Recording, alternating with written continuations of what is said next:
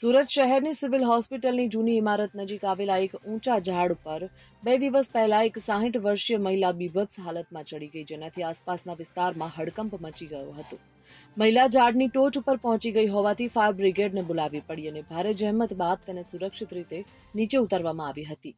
મળતી માહિતી મુજબ 2 દિવસ પહેલા સુરત સિવિલ હોસ્પિટલની જૂની ઇમારત પાસે એક વિશાળ વૃક્ષ પર મહિલા અચાનક જ બીભત્સ હાલતમાં ચડવા લાગી. આ દ્રશ્ય નજીકથી પસાર થતી વિદ્યાર્થીનીઓ અને અન્ય લોકોએ જોયું.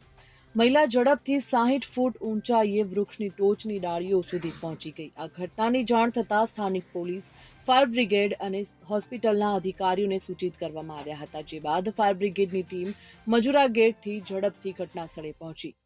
મહિલા ઊંચાઈએ હોવાથી સુરક્ષા માટે નીચે જાળી ફેલાવવામાં આવી અને ટર્ન ટેબલ લેડર બોલાવવામાં આવ્યું.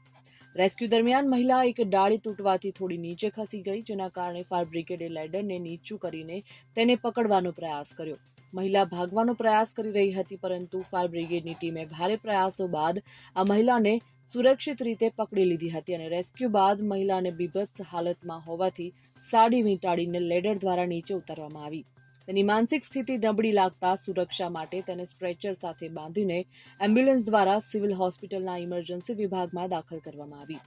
જાણકારી મુજબ આ મહિલા સુરત જિલ્લાના ઉચ્છલ વિસ્તારની રહેવાસી છે. તેના પતિનું થોડા દિવસ પહેલા સિવિલ હોસ્પિટલમાં ઓપરેશન થયું હતું અને તે તેમની સંભાળ માટે હોસ્પિટલમાં રોકાયેલી હતી. આ દરમિયાન રાત્રે મહિલા ગુમ થઈ ગઈ હતી અને બપોરે અચાનક જ આ ઘટના સર્જાઈ.